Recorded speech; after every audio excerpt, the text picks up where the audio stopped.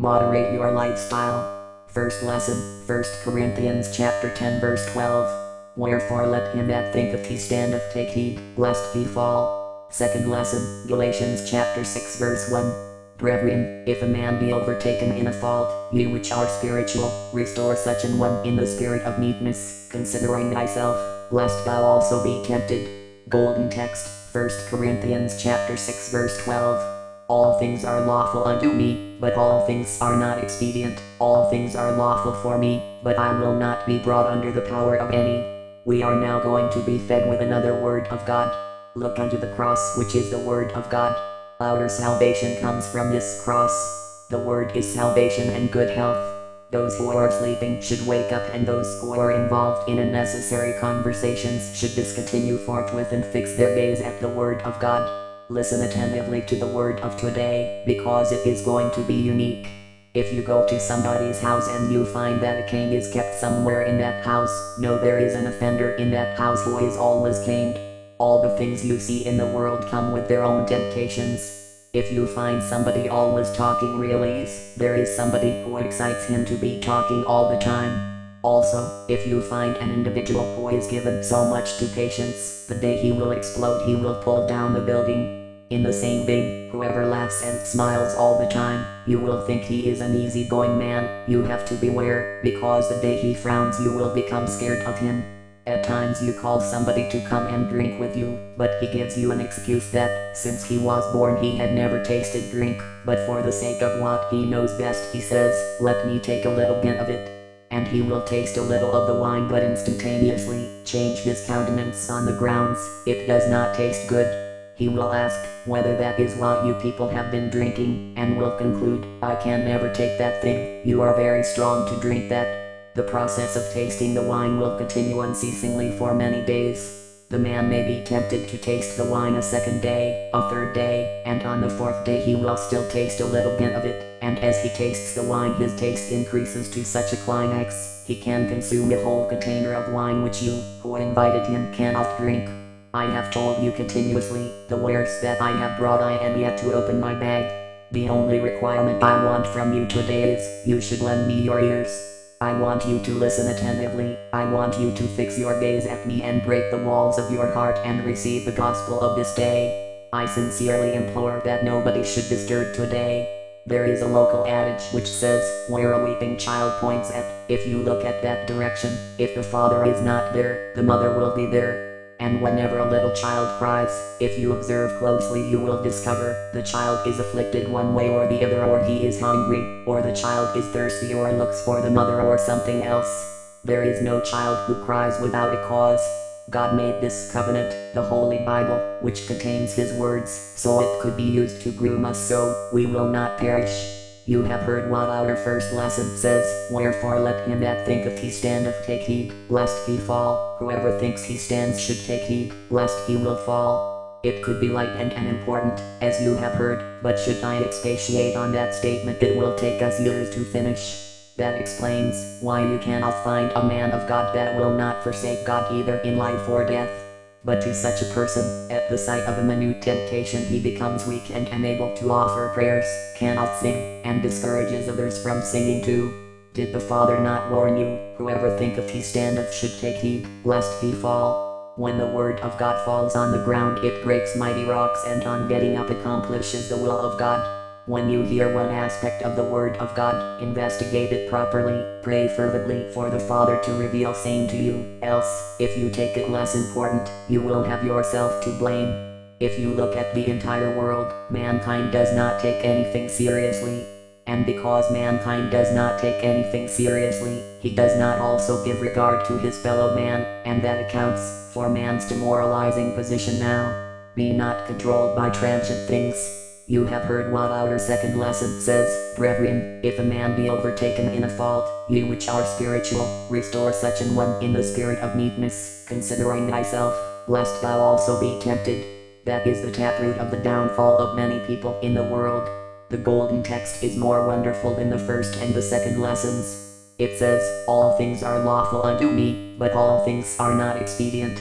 You should not be ruled or controlled by anything. Every food is delicious, every song is melodious, and every dance is dexterous in the eyes of the beholders, but do not allow these things to get control over you. If you allow yourself to be ruled by these things, it means you have failed. That is why you are asked to be moderate in everything you want to do. Ask yourself this question and search yourself. Are you not controlled by anger? If you ask somebody what rules over him, he will conclude he is always impatient and easily given to anger. Are you not controlled by falsehood? For 1 minute, if you do not tell lies, you are uncomfortable. Are you not also controlled by food? At times, you argue, you cannot fast for even 1 minute, nor can you stay for some hours without food. When you complain in this manner, don't you consider yourself being controlled by food? Are you not controlled by fish and meat? Are you not also controlled by the spirit of backbiting and despising others? If you stay without these atrocious behaviors, you cannot sleep. What about wiles?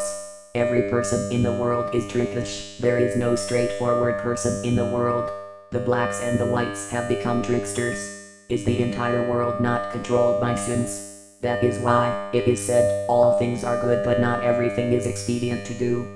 If you do not take heed, there is abundance of drinks of assorted colors and tastes, abundance of all types of food, which you will drink and eat and meet your Waterloo.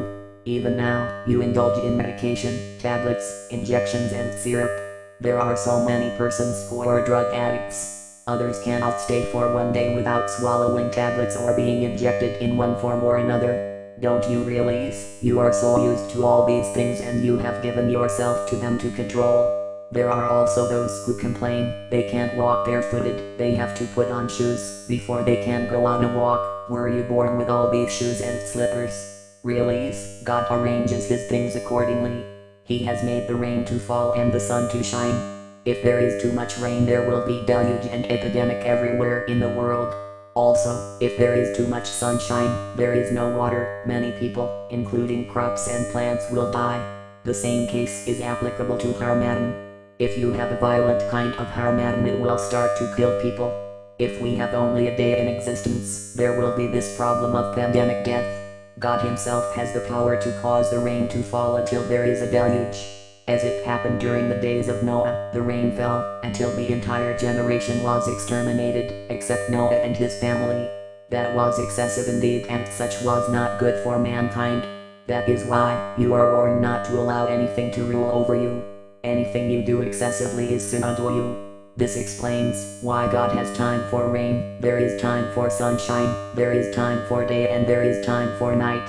All these times and seasons are arranged in their order, because you are advised not to allow anything to rule over you. And that is the example that God has set by doing things accordingly. As a human being, if you laugh too much, it becomes disease unto you. If you drink too much, it becomes a sin unto you. That which is called fornication, what do you think it is? It is that lust for all things. Even the food you eat can be to you a disease, if you sit down to consume at one meal a mountain of fufu. If you eat like that, it becomes a sin unto you. Water is necessary and is good to the body, but excessive water becomes a disease unto you. It is hygienic for you to have your bath, but excessive it becomes a sin to you, since you chose to bathe every minute, and you will become controlled by water.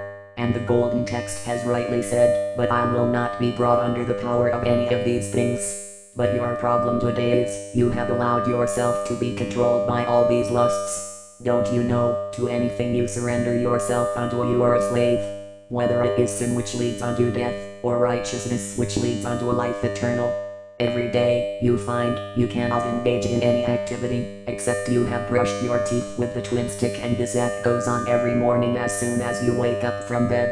If you get yourself to be controlled by the use of twin stick every morning, you have created an avenue unto yourself to quarrel, fight and cause trouble indiscriminately with people, if you don't get one, since you will decide not to eat, except you use the twin stick first to brush your teeth.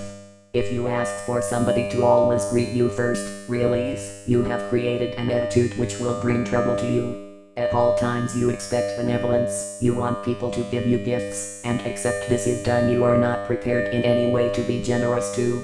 If you have given yourself to that kind of attitude, and because you are controlled by that attitude, it becomes to you a sin. The take-home package is, from this day do not allow yourself to be controlled by any attitude or lust. Food, water, sun, clothes, and all others are good for man, but do not allow yourself to be ruled over by all these